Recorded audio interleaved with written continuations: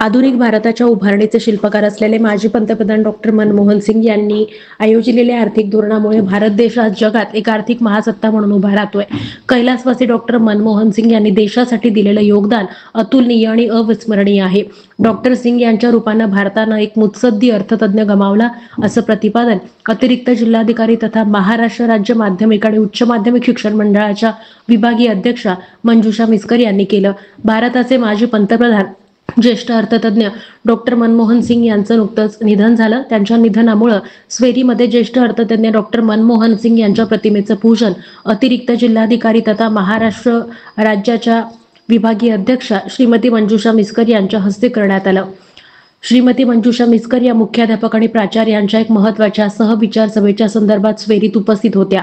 या श्रद्धांजलीपर भाषणात भारताचे माजी पंतप्रधान कैलासवासी डॉक्टर मनमोहन सिंग यांच्या कार्यावर त्या प्रकाशझोत टाकत होत्या.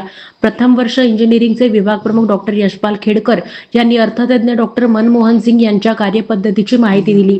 यावेळी सोलापूर जिल्ह्याचे शिक्षणाधिकारी सौ स्वाती हवेली सोलापूर, जिल्हा शिक्षकेतर कर्मचारी संघटनेचे अध्यक्ष रवी सुर्वे, स्वेरीचे संस्थापक सचिव कॉलेज ऑफ इंजिनिअरिंगचे प्राचार्य doctor B P. Ronge, campus incharge doctor M M. Pawar, उपप्राचार्य डॉक्टर मीनाक्षी पवार, विद्यार्थी अधिष्ठाता डॉक्टर एम.एस. मठपती, शैक्षणिक अधिष्ठाता डॉक्टर एम.पी. ठाकरे, प्रशासन अधिष्ठाता doctor R R. Gidde, publicity protocol अधिष्ठाता डॉक्टर डी.एस. चौधरी, संशोधन विभागाचे अधिष्ठाता ए.पी. केने, अभियांत्रिकी प्रवेश प्रक्रिया अधिष्ठाता डॉक्टर बी.के. पाटील, प्लेसमेंटचे अधिष्ठाता प्राध्यापक A A. Mote, computer science and इंजिनिअरिंगच्या विभाग प्रमुख डॉक्टर एस.पी. पवार, मेकॅनिकल इंजिनिअरिंगचे एस.पी. भोसले, वर्कशॉप इंचार्ज प्राध्यापक बी.डी. गायकवाड, प्राध्यापक डी.टी. काशीद, एस.एस. गायकवाड, विक्रम चव्हाण, राजेंद्र झरकर, प्राध्यापक ए.एस. भातलवंडे, प्राध्यापक वर्ग, शिक्षक वर्ग, कर्मचारी, याचबरोबर अमोल रोंगे, बालाजी सुरवसे आणि अमोल रोंगे यांची उपस्थिती होती.